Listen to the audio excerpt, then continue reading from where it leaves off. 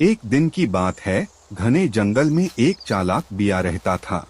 वह हमेशा इस सोच में रहता था कि किसी तरह पूरे जंगल पर राज करे, लेकिन उसकी ताकत उतनी नहीं थी कि वह शेर या हाथी जैसे शक्तिशाली जानवरों को हरा सके। एक दिन वह भोजन की तलाश में जंगल के एक अनजाने हिस्से में भटक गया। वहां उसे एक अजीब सा चमकता हुआ तालाब दिखाई दिया। वह तालाब जादुई था, लेकिन बिये को इस बात का पता नहीं था। प्यास और जिज्ञासा के कारण वह अचानक उस तालाब में कूद गया। जैसे ही वह बाहर निकला, उसने देखा कि उसका पूरा शरीर गहरे नीले रंग का हो गया है। पहले तो वह डर गया, लेकिन फिर उसके मन में एक चालाकी भरी योजना आई।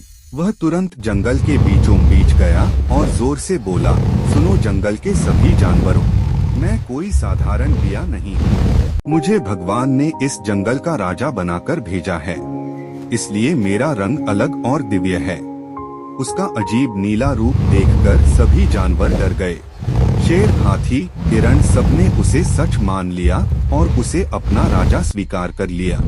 अब बिया बड़े गर्व से जंगल पर राज करने लगा।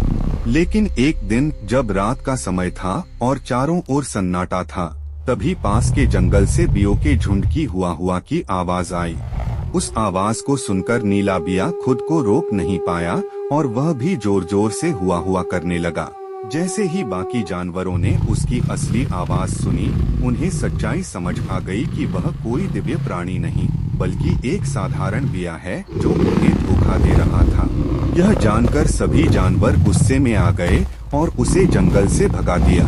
सीख, झूठ और धोखे से मिली ताकत ज्यादा समय तक नहीं टिकती। सच्चाई एक न एक दिन सामने आ ही जाती। अगला पाठ देखने के लिए फॉलो करें।